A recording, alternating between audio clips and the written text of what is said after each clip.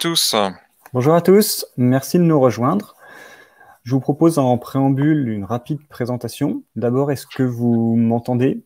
Est-ce que vous voyez aussi la slide? Vous pouvez éventuellement laisser un message sur le chat dans la colonne à droite, ça permet de savoir qu'on n'a pas de soucis de son avant de commencer la présentation. De la même manière, si au fur et à mesure de ce webinaire, vous avez des questions, vous pourrez utiliser le chat pour nous les communiquer. On aura un temps de réponse à la fin sur ces questions-là.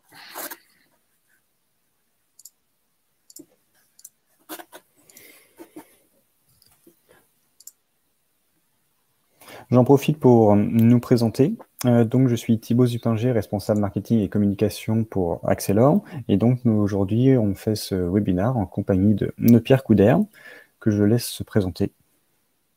Eh ben, bonjour à tous. Donc, moi, Pierre Coudert, comme le disait Thibaut, je suis consultant technico-fonctionnel et notamment, je suis le spécialiste de la solution que l'on va vous détailler un peu, qui est le Business Process Management, qui est en fait une nouvelle fonctionnalité que l'on est en train de déployer sur notre logiciel standard. Ce webinaire donc, est organisé par Accelor. Et pour ceux qui ne nous connaissent pas, je vous propose une rapide présentation. Donc, Accelor, c'est un éditeur de logiciels qui est open source et qui propose 3 gammes de produits, donc une plateforme low-code avec le BPM, ce qui sera le cœur de notre présentation, mais également un ERP complet avec une trentaine de modules qui font du stock, de la facturation, du RH, etc., et un CRM. On est référencé au sein de l'UGAP, ce qui nous ouvre un certain nombre de marchés qui nous permettent d'éviter les marchés justement pour le service public. Et nous sommes également référencés auprès du pôle systématique, notamment auprès du pôle Deep Tech et écosystème, et nous sommes référencés comme offreurs de solutions pour l'industrie du futur. L'ensemble de l'ERP et de la plateforme low-code sont, pour répondre à une question sur le chat, sont effectivement totalement open source et sont accessibles sur GitHub. Je vous invite à la fin de la présentation à consulter notre site internet où vous trouverez l'ensemble des liens vers le GitHub où vous retrouvez justement la possibilité soit de télécharger les codes sources sur GitHub ou des images Docker, etc. Si on organise ce webinaire, notamment à destination du secteur public, c'est qu'on a eu l'occasion de travailler en étroite collaboration avec plusieurs de ces acteurs, notamment dans le cadre de problématiques autour du BPM low-code. Et à cette occasion, on a eu l'occasion de saisir les contraintes, les défis que doivent relever les équipes en place. Pour vous présenter plusieurs de nos références clients, on travaille notamment avec l'AEFE, qui est donc l'Agence pour l'enseignement français à l'étranger. On travaille également avec le ministère de la Justice, les services du Premier ministre et plusieurs conseils départementaux, ainsi que plusieurs acteurs privés que vous pouvez voir également sur cette slide. Voilà pour la courte présentation. Afin de mieux vous connaître, je vous propose un sondage qui vient d'être justement publié. Est-ce que, donc sur la colonne de droite, est-ce que vous travaillez plutôt pour une région, un département ou une mairie, ministère, administration, si vous êtes dans une intercommunalité, mairie, contrat pour intercommunalité, et si effectivement vous avez un autre statut, vous êtes venu en tant que curieux ou observateur, n'hésitez pas à cliquer sur autre. L'idée, c'est effectivement de pouvoir affiner, répondre, enfin de mieux comprendre en fait qui vous êtes, sachant que c'est un webinaire assez nécessairement asymétrique en termes d'échange et de dialogue. Je pense que nous sommes au complet, donc je vous propose de passer au vif du sujet, le service public qui est en pleine mutation. Et l'idée, donc le programme, c'est de revenir sur le contexte et les enjeux que doit résoudre le service public, c'est-à-dire présenter les principaux outils, les leviers qui sont à la disposition du service public au sens large pour accélérer la transformation dans les meilleures conditions possibles. Et enfin, tout au long de ce webinaire, vous présenter des cas concrets d'application, que ce soit par exemple pour les ressources humaines, que ce soit pour le suivi de demandes, de mise à disposition, etc. On a prévu justement des cas concrets, des cas d'usage qui vous permettent et qui nous permettent à nous aussi de mieux présenter en fait les possibilités d'un BPM low-code. Quand on parle de service public qui est donc en pleine mutation, c'est une transformation qu'on peut qualifier de transversale pour les collectivités dans la mesure où ça affecte absolument toutes les strates sur le territoire national, dans la mesure où les mairies, les intercommunalités, les conseils régionaux, départementaux, etc., et également les administrations nationales, comme l'ADEME notamment, sont prises par cette transformation et interagissent les unes avec les autres aussi dans cette logique d'amélioration des offres proposées aux usagers. Cette transformation est transversale également au niveau des services, c'est-à-dire qu'elle concerne à la fois l'accueil du public, elle concerne les services financiers, les ressources humaines, qui sont obligés d'évoluer à grande vitesse, et notamment de se moderniser, ou en tout cas de se numériser, et de mettre en place de nouveaux outils. Ce qui domine cette transformation, c'est principalement la fin de la logique des silos. Je me permets de publier un second sondage. Je vois que tout est fait. J'ai un excellent assistant, merci Pierre. Pas de souci. Donc le sondage, est-ce que vous avez entrepris une modélisation des processus métiers dans votre service? L'idée, c'est justement à travers ce sondage de vous inviter à participer, qu'on puisse justement mieux comprendre vos besoins. Cette transformation, elle implique en fait des impératifs et des exigences auxquels sont soumis justement le service public. Améliorer les services existants, permettre d'aller justement plus vite, d'avoir une meilleure qualité de service. Maîtriser les dépenses, avoir un parc informatique, développer, faire la maintenance, échanger ces data et les stocker. Tout ça implique énormément de coûts. Évidemment, les budgets ne sont pas extensibles. Proposer de nouveaux services, accompagner justement les usagers. On parle de l'acronyme ATAWAD, Anytime, Anywhere, Any Device, c'est-à-dire qu'on peut consulter ou répondre, déposer une demande depuis un mobile à n'importe quel moment, du jour et de la nuit, même le dimanche, dans un abri de bus avec son smartphone, quel que soit le support. On n'est pas obligé de se rendre à un guichet à une heure d'ouverture. Donc ça veut dire aussi créer de nouveaux services et de répondre aux usages. Et donc ajouter de nouveaux moyens de communication. Ça peut par exemple être un portail client notamment. L'objectif de cette transformation, en tout cas ce qu'on pourrait appeler des KPI, mesure avant tout une productivité, c'est-à-dire permettre de traiter plus de dossiers, ou alors accélérer le traitement de certains dossiers, ou alors pouvoir justement répondre plus en profondeur à certaines demandes. Et enfin, la fiabilité. L'intérêt aussi d'avoir des processus métiers, c'est la fiabilité des données qu'on récolte et que l'on traite tout au long de son parcours. Et l'intérêt du BPM et justement de ce type de modélisation des workflows, c'est de pouvoir proposer des données qui soient fiables à tout moment de la chaîne de traitement de ces informations. Évidemment, pour répondre à l'ensemble de ces contraintes, c'est-à-dire améliorer les services existants, proposer de nouveaux services et gagner en productivité, ça implique très souvent des chantiers qui sont à la fois coûteux et complexes. C'est-à-dire qu'il faut faire un audit, une expression des besoins de tous les services. On a dit que c'était la fin des silos, donc on ne peut pas le faire juste service par service, il faut penser effectivement de manière holistique. Et traduire ensuite ce besoin auprès des développeurs. Donc souvent, il y a un recours à un cabinet d'accompagnement, donc des frais en plus, etc., qui amène à des développements spécifiques avec des effets tunnels, une maintenance qui elle-même est complexe, coûteux, et dans certains cas, le résultat qu'on obtient est parfait à un moment T, mais est figé, ce qui fait qu'on a besoin, s'il y a une évolution du service, de refaire à nouveau un audit et de pouvoir à nouveau passer par des développeurs externes. Donc il n'y a pas d'autonomie non plus dans le service.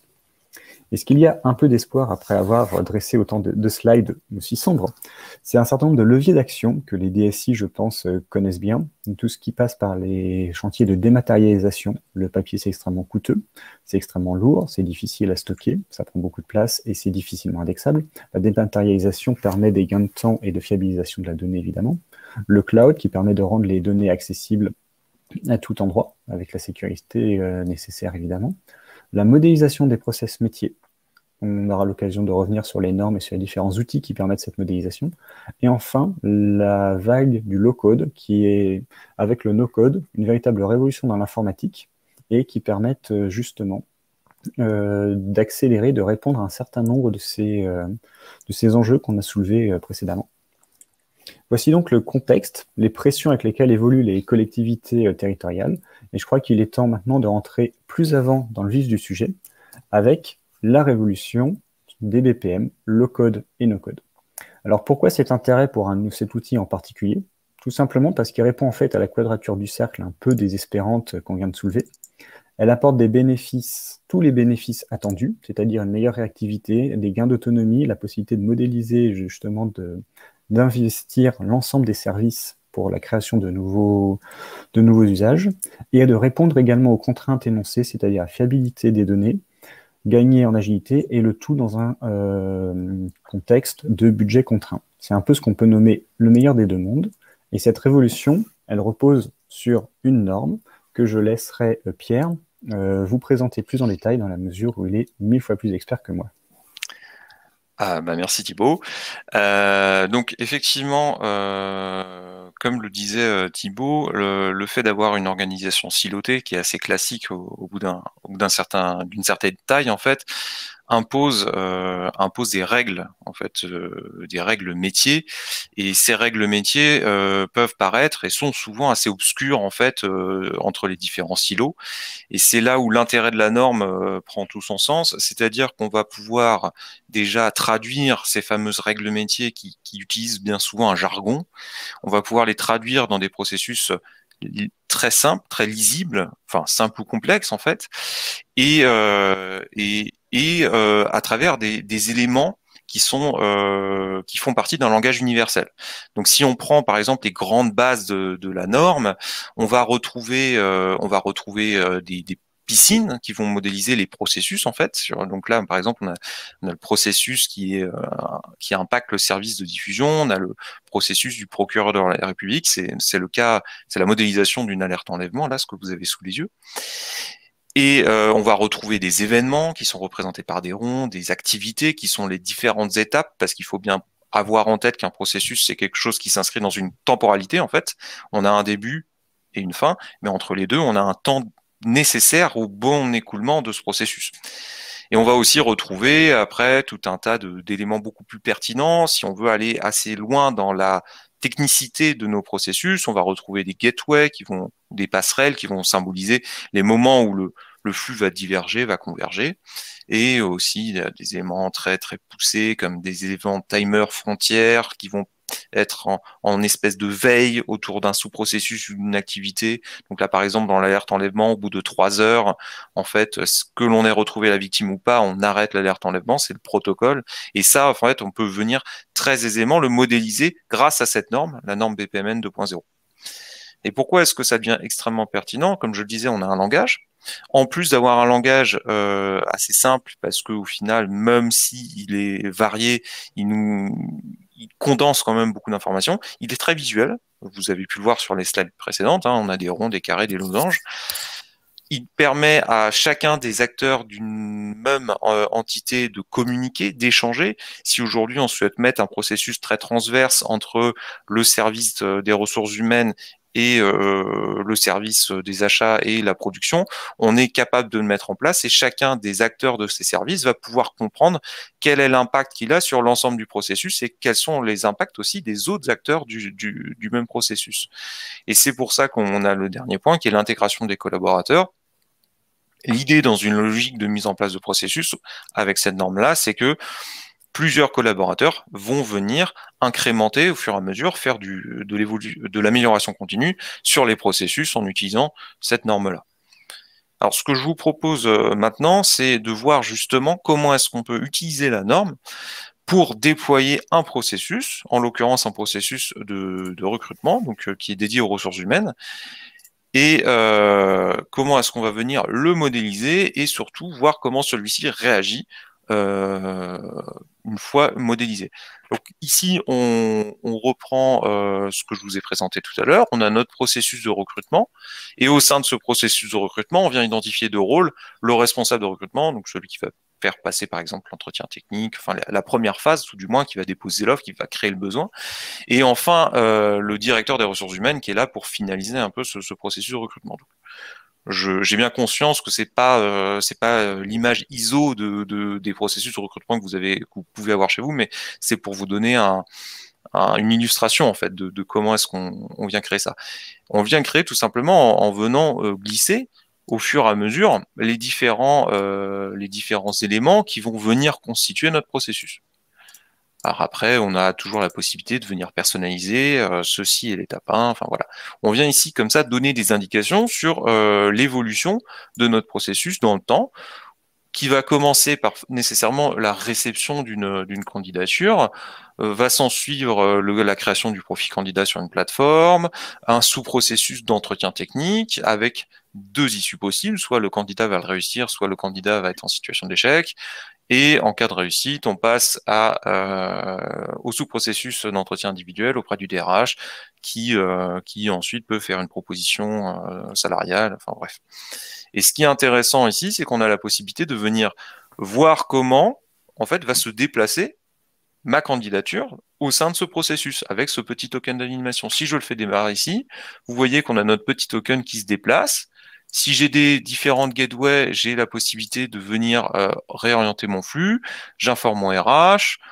Bon là, je me suis trompé de bouton, mais mon candidat réussit, ça poursuit. On arrive sur la proposition. Celle-ci est refusée dans un premier temps par le candidat, qui finit par l'accepter. Et là, on voit que on a fait parcourir virtuellement, mais on a quand même fait parcourir une candidature au sein de notre processus. Quand on est dans une phase de développement, de mise en place de processus, c'est extrêmement intéressant d'avoir ce genre d'outils. Ça permet déjà de s'apercevoir si on a fait des erreurs de modélisation, si on a fait par exemple des boucles infinies, ça peut arriver dans le cas de processus très complexes, et ça permet aussi à chaque acteur de venir valider que le déroulement proposé est compatible avec les règles métiers. Donc ça, c'était pour la première situation qui est un processus de ressources humaines. Pour la deuxième modélisation, ce que je vous propose de voir, c'est comment est-ce qu'en fait, à partir d'une modélisation d'un processus, on peut l'intégrer totalement et, comme le disait Thibaut, en ménageant grande partie des ressources dans une application pour en faire d'un côté un formulaire sur lequel les utilisateurs vont pouvoir interagir et comment sur ce même formulaire, on va pouvoir venir y appliquer un processus qui va piloter en fait le formulaire au fur et à mesure que celui-ci avance dans le temps. Donc pour ça, ce que je vous propose, c'est de passer sur une demande d'achat. Alors pour la demande d'achat, là voilà.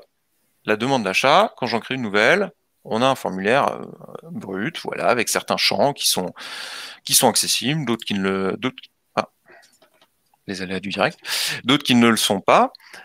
Et comment je suis venu créer cette demande d'achat?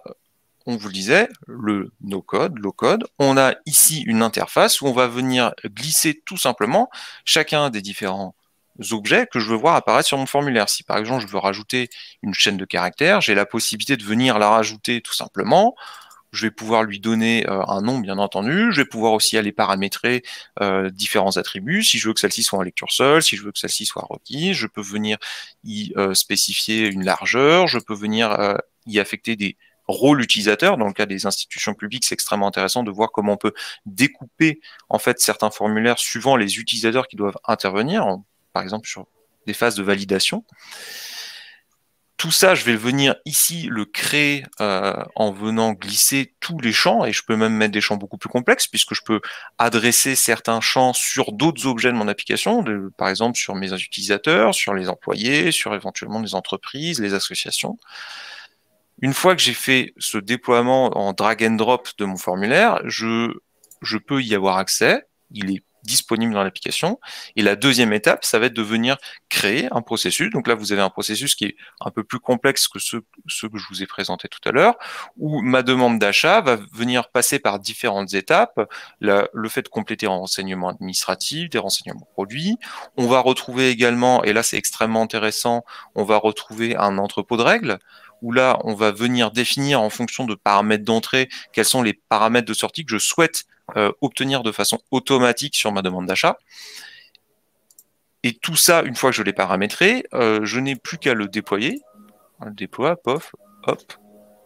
Et en fait, c'est automatiquement intégré dans mon application et ça devient même exécutable. Si maintenant je veux créer une demande d'achat, je sélectionne ma demande d'achat. Directement ici, j'ai mon processus qui se met en route et qui va, en plus de m'afficher à quelle étape de mon processus il se trouve, je peux même y indiquer une petite aide pour que l'utilisateur puisse avoir connaissance de quelles sont les conditions pour faire avancer le processus.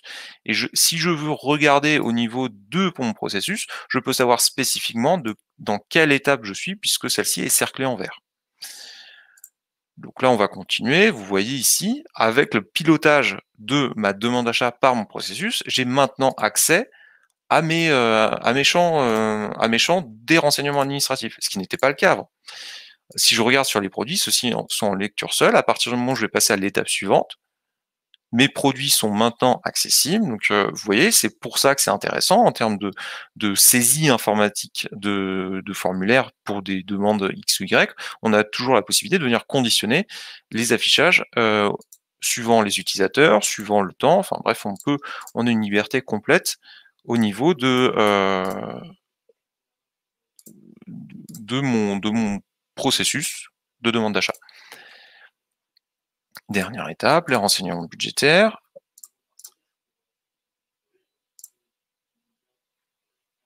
Oui. Ah oui. Ah oui. Autant pour moi. Oui, ce que je voulais montrer, c'est comment est-ce que je peux venir rapidement rajouter une étape supplémentaire si dans mon processus, voilà, je le redéploie. J'ai supprimé une étape. C'est pas problématique. C'est pas problématique puisque même si je veux tout supprimer et je veux redéployer mon processus, j'ai toujours la possibilité de le faire puisque je vais pouvoir très rapidement downloader et re-uploader mon processus et celui-ci va parfaitement fonctionner. Alors, je suis navré, j'ai des soucis imprévus, les jeux du direct. Voilà, donc là j'ai vidé mon processus, il n'y a plus rien. Si je le redéploie instantanément, au niveau de ma demande d'achat, là j'avais une étape supplémentaire qui existait. Maintenant, si je fais une nouvelle demande et que je vais venir la dérouler, si je regarde sur mon processus, cette étape supplémentaire n'existe plus. Voilà. J'ai bien instantanément pu mettre à jour mon processus en fonction des besoins que je pouvais rencontrer au niveau de ma demande d'achat. Donc là, je vais aller assez vite pour la suite, puisque ce qui est intéressant maintenant, ça va être de montrer comment est-ce qu'on va venir gérer l'attribution automatique d'un responsable en fonction de paramètres sur mes renseignements administratifs. J'en suis ici sur le renseignement du budget. Je vais pouvoir demander mon budget. Si je regarde ici au niveau de mon processus, je suis juste avant ma table de décision. Et cette table de décision, c'est très intéressant puisque si on retourne ici sur la modélisation de mon processus, on voit bien que j'ai cette étape-là. Cette étape-là, en fait, ça correspond à quoi? Ça correspond à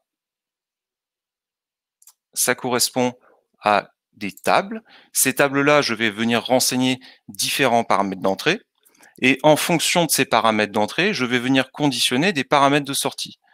Et là où ça devient assez puissant, c'est qu'on va pouvoir venir ici déterminer en fonction de, par exemple, l'urgence de ma commande, l'urgence que je vais venir récupérer au niveau de mes renseignements administratifs, en fonction du bureau sélectionné, je vais pouvoir déterminer à qui est affecté la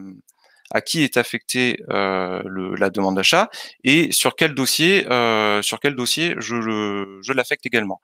Et pour ça, en fait, dans mon processus, je n'ai qu'à venir ici sélectionner en fait ma table, mon implémentation, et automatiquement, lorsque j'ai déployé mon processus, ça va être pris en compte. Donc, normalement, ici, voilà, vous voyez, tout s'est bien passé. J'ai bien ma demande d'achat qui est assignée à Lucas Richard et c'est pour le dossier numéro 6. Et si on regardait les paramètres d'entrée, on va pas perdre ce temps-là, on serait bien compatible avec ce que j'ai renseigné. Ça évite en fait en termes de développement de devoir faire un ensemble d'arbres de conditions pour pouvoir essayer de déterminer dans quel cas de figure on se positionne. Évidemment, après on peut poursuivre et venir naviguer entre différents objets de mon application. Là j'arrive sur mes devis.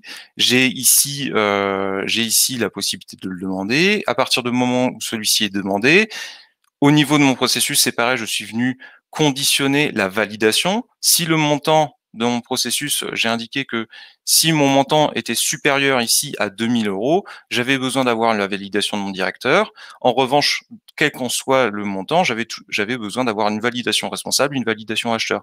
Et ça, c'est au niveau, encore une fois, c'est dynamiquement, je suis venu ici donner accès à cette case qui est la validation direction. Et à partir du moment où celle-ci est validée, je peux continuer, mon processus continue, mon processus s'exécute. Donc voilà, c'était comment est-ce que très rapidement, je peux gérer des entrepôts de règles, je peux gérer de la validation par différents acteurs au niveau d'un processus. Maintenant, qu'est-ce qui devient intéressant? C'est aussi d'intégrer l'aspect low-code. Peut-être Thibaut vous en a touché quelques mots. On a aujourd'hui dans notre solution un framework qui va venir interpréter du low-code, le XML par exemple, et qui va venir générer tout le code nécessaire au bon déroulement. Ce qui fait qu'aujourd'hui, si on a des compétences qui sont pas très évoluées techniquement pour faire ce petit développement XML, et derrière qu'on vient intégrer notre BPM qui est en no-code, on arrive sur une complète ouverture sur l'ensemble de nos processus. On n'a plus besoin de monopoliser beaucoup de temps sur le développement d'applications concrètes. On n'a plus besoin de monopoliser beaucoup de ressources. On peut être extrêmement dynamique. On peut tout de suite faire du prototypage et au-delà même du prototypage, rendre quelque chose de parfaitement fonctionnel. C'est une véritable révolution. Quelle est la distinction que l'on va faire entre le low-code et le no-code? Donc, ce que je vous disais, c'est qu'on a cette partie low-code en fait qui est un peu plus adressée autour du XML. Où on va venir très rapidement renseigner quels sont qualifier en fait nos modèles et des différentes vues qui sont basées sur ces modèles-là. On va venir les déployer. Si je retourne sur tous les éléments auxquels j'ai pu naviguer tout à l'heure, on avait été donc sur des vues. Et la partie no-code, en revanche, elle est autour de ce fameux BPM qui va venir créer nos processus et que on va pouvoir implémenter par simple clic. Je n'ai pas eu besoin en fait à un seul moment de venir rentrer du code. En fait, toute la partie génération de code, elle est gérée par le framework. Donc là, vous voyez que par rapport au verrou qu'on pouvait retrouver initialement, en termes d'amélioration, on est dynamique, on n'a plus besoin de faire appel à la tier source, on maîtrise complètement les dépenses puisqu'on sait très rapidement quantifier le temps nécessaire à une évolution. C'est pas quelque chose qui va être extrêmement coûteux en termes de temps et de ressources. On a aussi la possibilité de venir créer de nouvelles applications, de nouvelles vues pour répondre à nos besoins, à nos contraintes internes ou externes. Et on peut également venir ajouter les nouveaux moyens de communication puisqu'on peut automatiser, par exemple, l'envoi de mail via un processus qu'on établit dans l'application. Ce que je vous propose maintenant de voir, c'est comment est-ce que tout ceci vient s'articuler autour d'une réalisation très concrète qui est la demande de mise à disposition de ressources auprès des collectivités. On a ici un processus qui est bien plus complexe que ce que je vous ai présenté, qui va demander dans un premier temps de renseigner tout un tas d'informations, l'origine de la demande, la société concernée, enfin la société ou l'association concernée. On a des cas de figure suivant que la source soit une source mail, et on a comme tout à l'heure, on a des entrepôts de règles avec nos fameuses variables d'entrée pour venir assigner un responsable qui va traiter la première partie de la demande, qui va traiter la deuxième partie de la demande pour un autre responsable. Et vous voyez qu'au fur et à mesure que le temps avance, que le procédé avance, on arrive sur un modèle de plus en plus compliqué, mais qui va nous permettre de guider à la fois les utilisateurs demandeurs et à la fois les utilisateurs qui vont venir attribuer ou pas les fameuses demandes. Ça permet en fait, en termes de suivi de la demande, on va pouvoir, à partir du moment où on sélectionne, c'est comme tout à l'heure, on va avoir nos indications. On dit voilà, veuillez indiquer l'origine, cliquez sur en cours, je clique sur en cours. À cette étape-là, je sélectionne un contact de l'entreprise, je viens sélectionner, je fais suivant. Là, comme tout à l'heure, en fait, on va venir nous indiquer pas à pas comment faire. Et ce qui devient très intéressant, c'est que on est donc là dans un cas de demande. On a même la possibilité de venir aller gérer parfaitement une GED. Si aujourd'hui je souhaite charger un fichier et qu'il soit géré directement dans ma GED, il suffit que je l'importe ici. Si je fais rafraîchir ici, j'ai directement accès à le nom du fichier. Ça veut dire que par demande, j'ai une gestion dématérialisée de mes documents. Je vais aussi, comme tout à l'heure, je vous le disais, au niveau de mon processus, pouvoir venir dynamiquement gérer les propositions qui sont faites. Si je sélectionne, par exemple, une demande de service supplémentaire, ce n'est pas les mêmes produits. Tout ça, c'est géré au niveau de mon processus. J'ai la possibilité de renseigner des descriptions. Ici maintenant, j'ai un responsable qui était assigné. Ce dernier a la possibilité de mettre un commentaire. Ceci est un commentaire. Ceci est un commentaire. Il a la possibilité de demander des informations complémentaires. Auquel cas, à partir du moment où il fait la demande d'informations complémentaires, il va pouvoir venir renseigner « j'ai besoin d'informations »,« j'ai besoin d'une information »,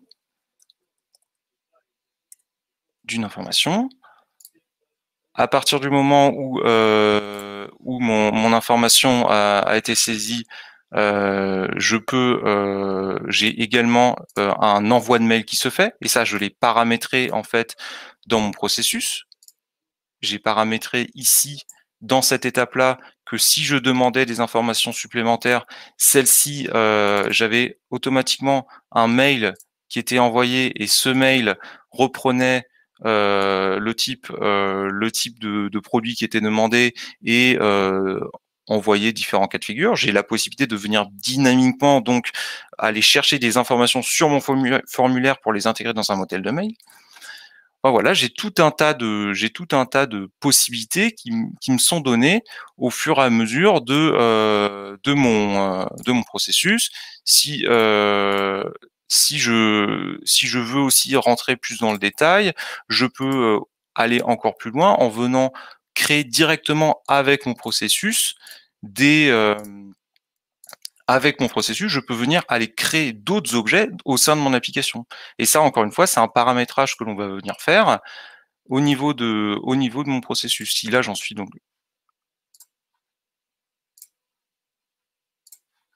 Ah, il faut que je renseigne ici un commentaire, autant pour moi. Au niveau de mon processus, j'ai avancé dans mon processus, je suis bien dans le sous-processus d'offre. Si je vais voir mon processus, on voit bien que j'ai avancé dans ce dernier-là. Je suis rentré ici dans mon sous-processus d'offre et au-delà de rentrer dans un sous-processus d'offre, je suis venu même carrément créer une offre sur laquelle je suis venu récupérer des informations de manière automatique. Ça, je l'ai fait grâce à la partie no-code. C'est à la souris, en fait, que je suis venu dire, viens récupérer l'information de ma demande au niveau du client, au niveau de la demande, au niveau de la personne assignée. Et tout ça, je viens venir dynamiquement au fur et à mesure le gérer. Et ça, ce n'est qu'une partie de la couche, puisque ce qu'on peut venir faire aussi après, ça va être au niveau des processus, on va pouvoir venir observer comment est-ce que ceci évolue dans le temps. On a la possibilité de très rapidement mettre en place des indicateurs au niveau du nombre d'étapes qui ont été franchies. On peut voir aussi le temps passé en heures sur chaque étape. Et ça, c'est au niveau de l'ensemble des processus. Mais si maintenant, je viens regarder au niveau d'un processus, j'ai également la possibilité d'avoir un tableau de bord. Sur ce tableau de bord, je vais pouvoir aussi connaître quel est le temps passé sur chacune de mes étapes, qui a passé l'étape et à quel moment l'étape a été passée. Donc vous voyez ici, on peut tout faire en fait. C'est ça qui est intéressant, c'est que aujourd'hui on a la possibilité de générer nos applications métiers en low-code, voire même en no-code avec le studio. On a la possibilité de venir interagir sur plus d'une trentaine de modules, puisque je peux naviguer de modules que j'ai créés. Et sur la demande de mise à disposition d'un terrain que je vous ai présenté, on allait chercher des informations des clients, on allait chercher des informations des employés, on allait chercher des informations des utilisateurs. On va venir pouvoir naviguer sur l'ensemble de nos produits, et il y en a beaucoup. Et tout ça sans payer, puisque ce sont des licences qui sont open source, et surtout sans devoir monopoliser des grands niveaux de développement. On est donc face à une architecture qui est complètement innovante, avec ce framework qui vient à la fois générer nos vues et aussi générer derrière tout le code qui est nécessaire à cet enrobage de processus développé à la souris. Et bien entendu, c'était sur la dernière slide, ce que je vous ai présenté, on a tous ces indicateurs de pilotage qui sont plus réservés au management, qui sont disponibles sur des écrans cloud, mobile, et ça veut dire que à n'importe quel endroit, à n'importe quel moment, on peut et à la fois créer des objets, c'est du drag and drop, donc on peut le créer de n'importe quelle interface, et on peut aussi venir consulter le suivi en temps réel des différents processus que l'on met en place au sein de nos structures. Thibaut, si tu veux reprendre la main sur cette partie. Je reprends effectivement la main rapidement pour expliquer qu'on a un réseau de partenaires en France et aussi international, mais que nous, on est juste à côté de Paris, du côté de Marne-la-Vallée, et on a un ensemble de réseaux de partenaires de toute taille, de toute compétence à l'échelle du territoire national, ce qui fait qu'on peut effectivement intervenir en proximité à travers des partenaires qui, eux, sont formés par nos soins, ont leur propre expertise, c'est-à-dire qu'ils peuvent être spécialistes pour certains dans le secteur privé et d'autres pour le secteur public, et on a plusieurs partenaires notamment qui nous ont accompagnés pour le déploiement, c'est-à-dire le recueil des besoins, toute la partie justement chef de projet, audit, développement, déploiement, recettes, pour les ministères ou pour les conseils départementaux.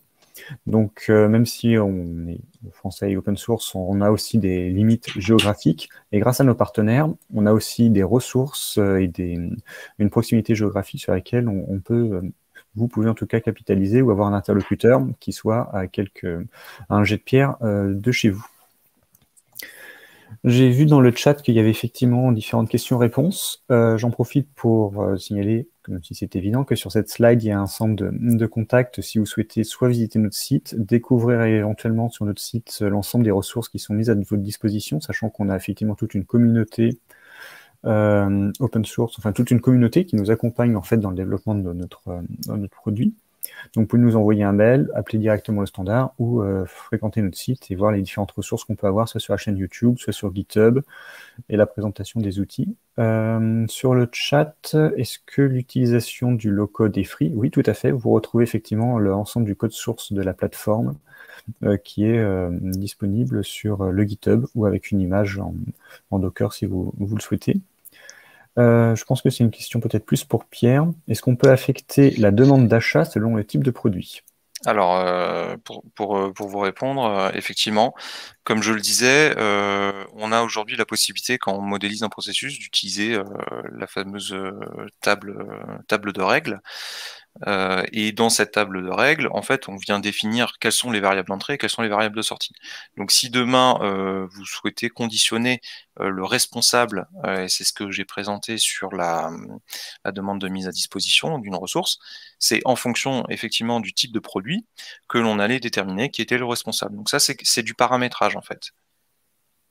Est-ce que le BPM peut changer des modules déjà existants? Oui, le BPM, en fait, faut bien voir ça comme un outil extrêmement transverse dans l'application où on vient paramétrer sur quel module on souhaite l'affecter.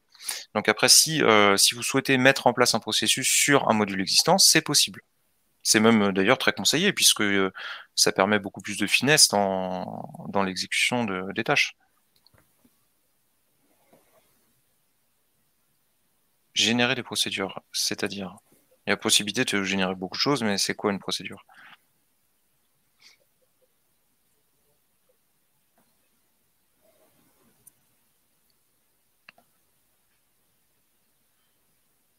Oui, enfin c'est l'idée même du BPM, c'est-à-dire que le fait de mettre en place des processus, ça revient en fait à mettre en place une procédure.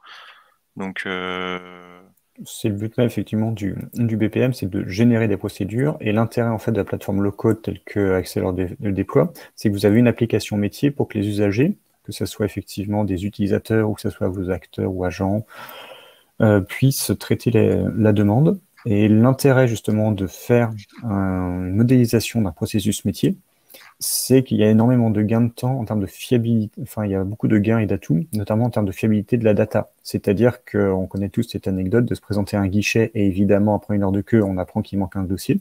Là, il est impossible par exemple de soumettre un dossier s'il y a des champs obligatoires qui ne sont pas remplis. Donc vous êtes sûr qu'au moment de soumettre votre dossier, il est complet. De même que pour les ensembles des acteurs qui doivent ensuite traiter le dossier, il y a aussi cette possibilité de savoir qu'ils vont forcément traiter des dossiers qui sont complets, de savoir d'où ils viennent, de pouvoir avoir éventuellement des feedbacks, parce qu'un dossier complet demande des précisions. On l'a vu dans l'exemple de Pierre, la possibilité d'avoir des feedbacks avec l'utilisateur. Permettez-moi de vous en demander plus, ou prenez contact, etc. J'avais une question pour Pierre, le temps de prise en main justement de la norme BPMN, qui permet quand même de modéliser des... Alors, à ce niveau-là, aujourd'hui, on organise des formations au niveau de justement à la fois la norme BPMN et à la fois l'utilisation même du BPM dans notre solution. La durée de la prise en main de la norme BPMN, c'est 1 jour et demi. 1 jour et demi, 2 jours, pour vraiment faire le tour de tous les objets. Alors après, bien entendu, on la prend en main au fur et à mesure qu'on la pratique, hein. Mais en 2 jours, on a fait le tour de la norme, sans pour autant rentrer dans les détails les plus fins, mais on sait l'utiliser.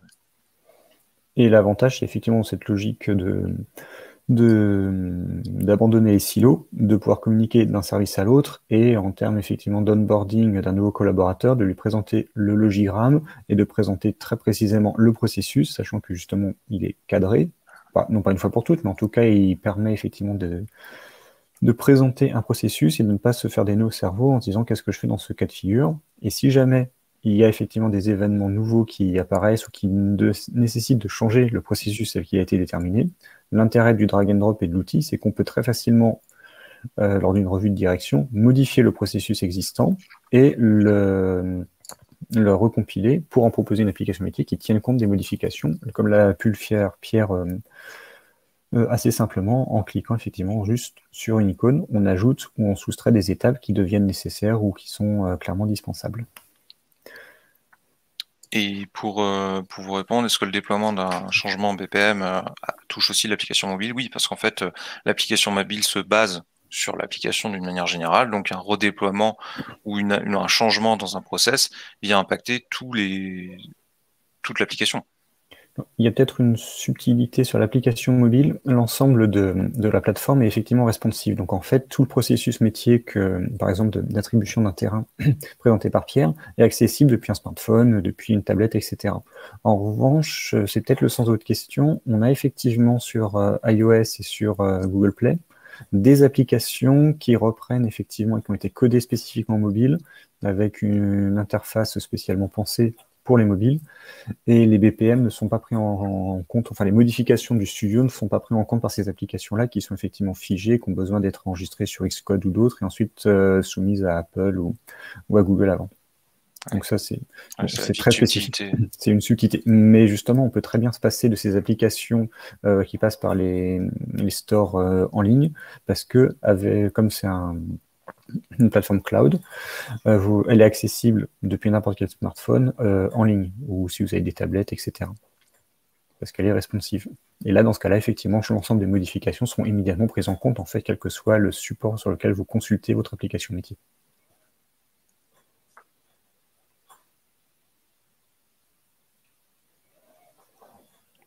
Je vois qu'il y a encore une question. On approche du temps plus ou moins qu'on s'était donné.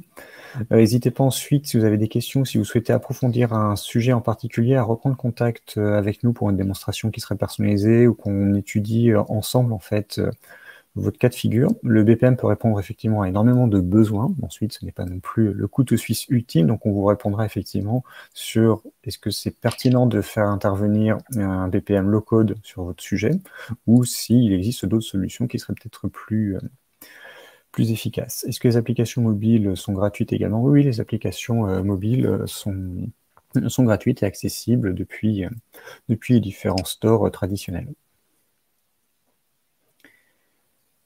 Oui, Pierre? Non, j'allais dire, est-ce que pour vous c'est bon? Parce que donc là, effectivement, on arrive au bout de ce webinaire. S'il n'y a pas plus de questions, je vous propose de, de s'arrêter là. Très bien, bah, dans ce cas-là, on peut effectivement s'arrêter là. Merci à tous pour votre présence, pour votre participation à travers les sondages, à travers le chat, les questions. Et on aura peut-être l'occasion de se retrouver pour les formations spécifiquement BPM, sur la formation BPM, et formation sur la plateforme BPM Low Code, plus spécifiquement d'Axelor. Ce sont 2 modules de formation qu'on est en train de préparer et qui seront disponibles et accessibles à la rentrée. Très bonne journée à tous, et merci encore. Au revoir. Bonne journée, au revoir.